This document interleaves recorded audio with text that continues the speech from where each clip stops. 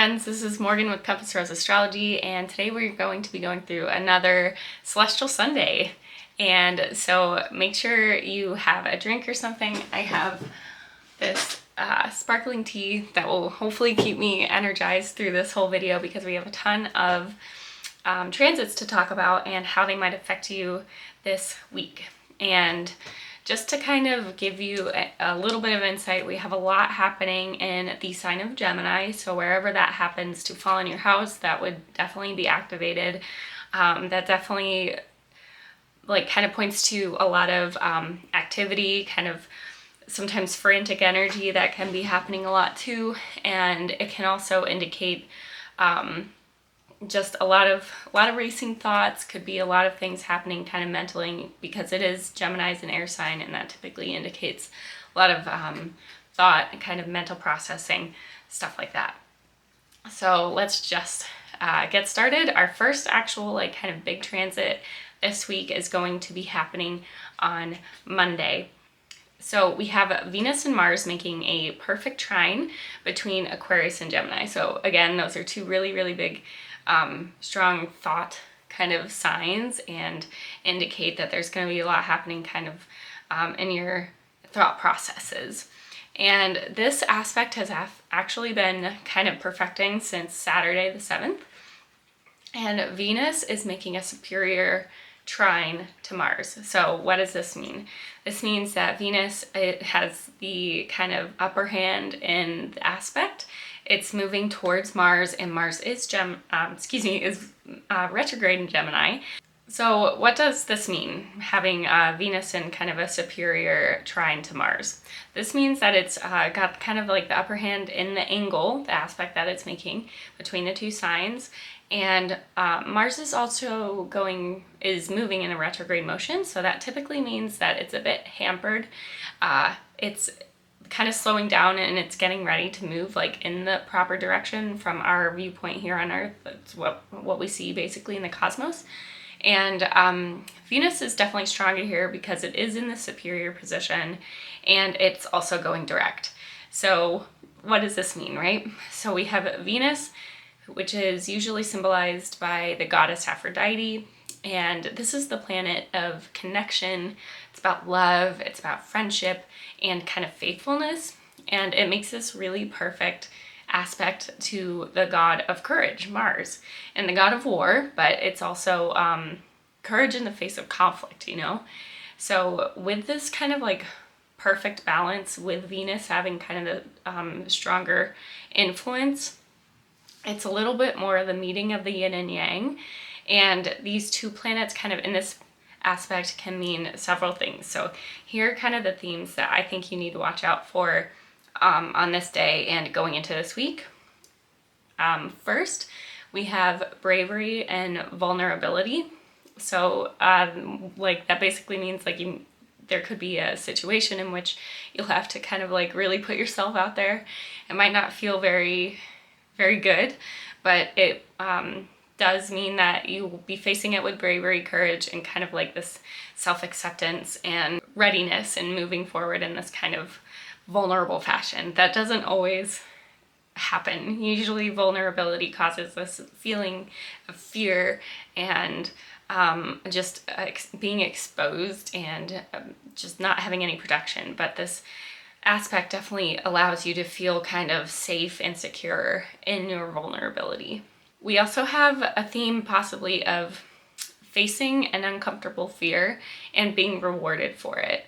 So it's another aspect in which Venus will have the upper hand here. So there is going to be kind of the meeting of harmony after something that might feel a little uncomfortable. So you might have to face something or say something or feel something, really sit in an awkward feeling that you really don't want to be exposed to, but you will have this feeling of reward, maybe feeling like you've actually faced a fear and that you actually feel a little bit more comfortable in it, and it's not doesn't have as much of a hold or a grip on you, and it's kind of more of a freeing feeling that you might get from this. And kind of the last theme that I would look for with this aspect is kind of growing pains that lead to maturity, but also there being a good for everybody involved in this. It's kind of like harmony after strife is what I'm getting from this aspect in this transit this day. And you'll feel it all throughout the week as well. Another thing that's starting to happen on this day that I kind of touched on is that Mars is going to be starting to move slower because it's moving to go direct in a couple days. So that means that the shadow phase is where Mars is kind of going slower than usual. And this means that there's going to be a turning point kind of coming with Mars in the next couple days. So it's slowing, it's becoming immovable, it's becoming kind of more stationary. Kind of like a fixed star. And to me, in my practice and how I've interpreted it, this kind of means that there's actually a lot more individual power from Mars when it goes direct and it's just stationed. So it doesn't have to make an impact, or it doesn't have to make an aspect to make an impact on you. So just kind of be aware of that.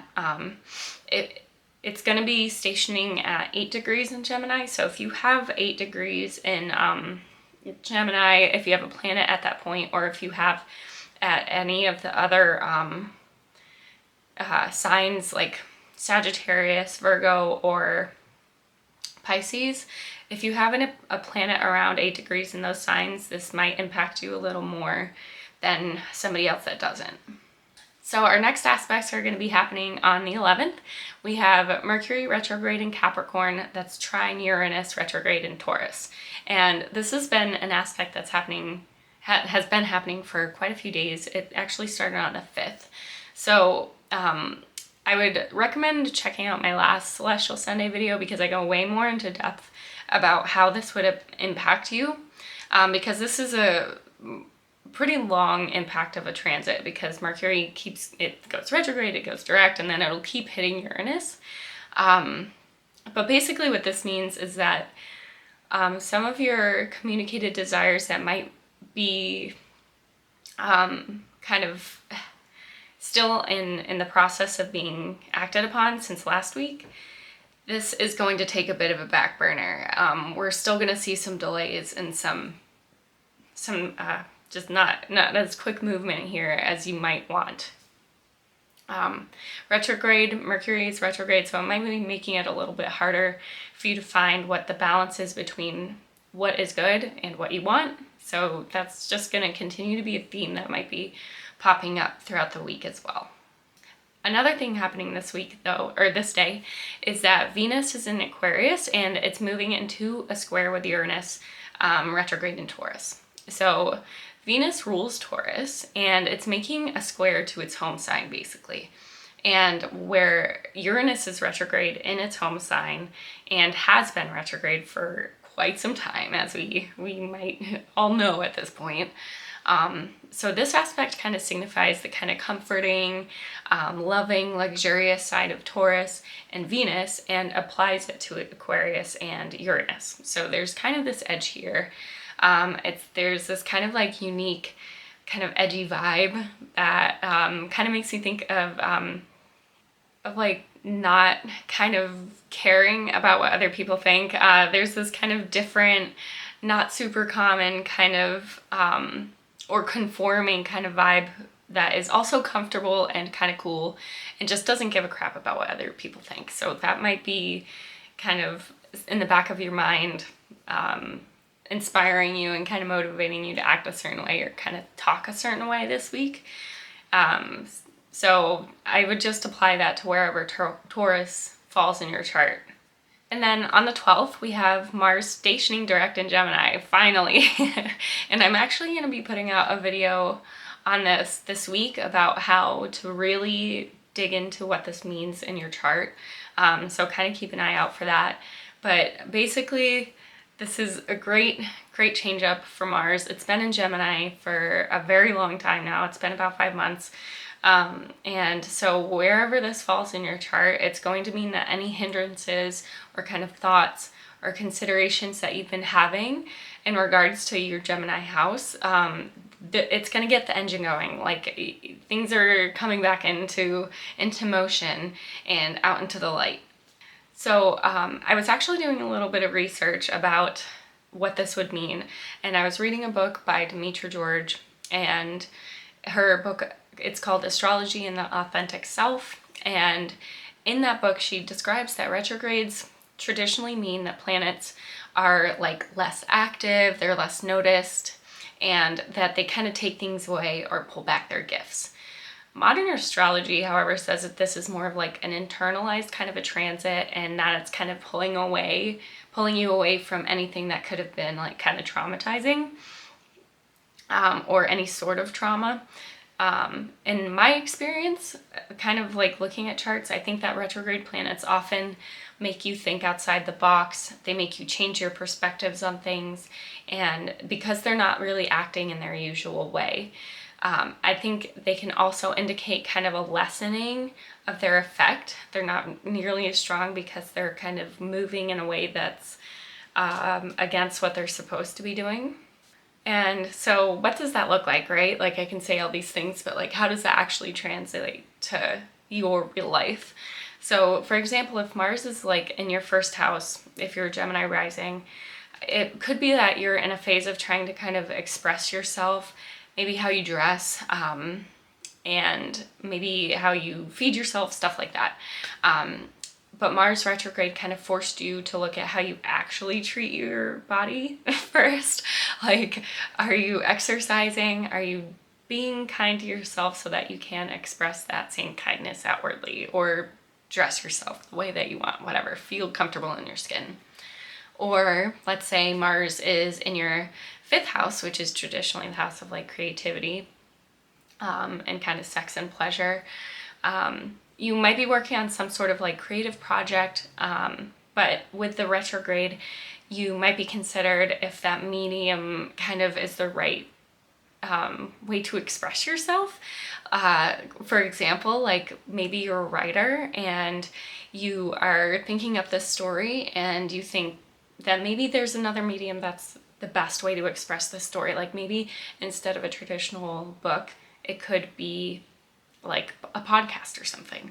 Could just a different way of getting a story out there, or maybe a comic.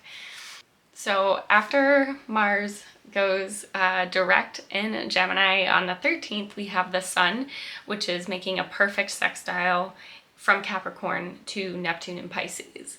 And what this really indicates is that there's this kind of like strong kind of go-getter energy in regards to something that's very personal to you, and that kind of touches a part of you that is very unique.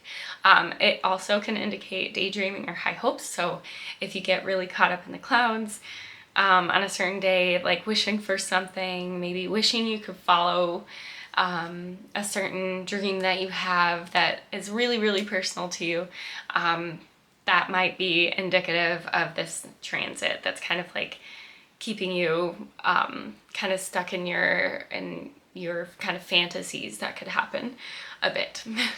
Then the last aspect for this week is on the 14th. We have what I kind of mentioned earlier. We have Venus in Aquarius making that perfect square to Uranus retrograde in Taurus. And so this was the movement from the 11th, and they're fine that they started to move into this perfect degree, and now they make that perfect angle to each other. So Venus in Aquarius and Uranus in Taurus, they will stimulate your need to kind of push back against the status quo. So wherever life is not very flexible for you, Venus and Uranus are going to be saying, like, we gotta work around this. This isn't working for me anymore. So it can produce a little bit of conflict, honestly, because even though it is Venus, Venus knows how to, which is typically the planet of like harmony and agreement, but Venus is also the planet of kind of justice and standing up for oneself and for what's right. So it could create a little bit of conflict in your life that around something that makes you feel trapped, makes you feel like you're in a box, especially if it is a relationship, because Venus is about relationships, and Aquarius with Venus is kind of like, the way I think about it is like, it's like a person who is really picky about their relationships, and shows their love in ways that are very unconventional, very untraditional. Maybe they present themselves very unconventionally and non-traditionally, and it could even feel kind of cold at times, but the intention, the love is there. It's often like expressed in a very non-straightforward kind of a way. So it's telling you, this aspect, I think, is telling you to be bold. It's telling you to be brash, telling you to really stand up for what you think is right, especially when it comes to relationships, and allow yourself to kind of think outside the box in terms of how you express your love and your devotion to somebody too. And allow other people to express themselves to you differently. It's not always about gifts or words saying that they love you or whatever. Maybe it could be just a different way of expressing that, like a different act of service, or like picking up your favorite food or something at the grocery store, something like that.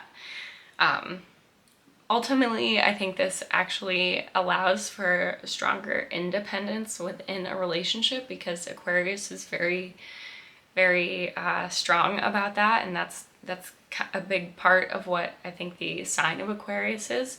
But it also allows for a lot better connection as well. So it's a lot of stuff happening this week. I hope that this video kind of helps spell out some of the energies that you might be feeling this week, and how to kind of roll with the punches a little bit when things get a little bit heated, which they might with Mars, especially with Mars going direct and speeding back up to be going in its normal direction. So yeah, just feel that fire, kind of like work with the things that are coming towards you. Don't get too overwhelmed and don't get burnt out. That's like my biggest tips and advice when we're faced with these sorts of transits. So Mars can often point to burnout. So with that being said, I hope you have an amazing week, and let me know if you have any stories or any transits or anything happening in your life that would resonate with this sort of these transits that I've been talking about. And I look forward to talking to you in the next video. Bye.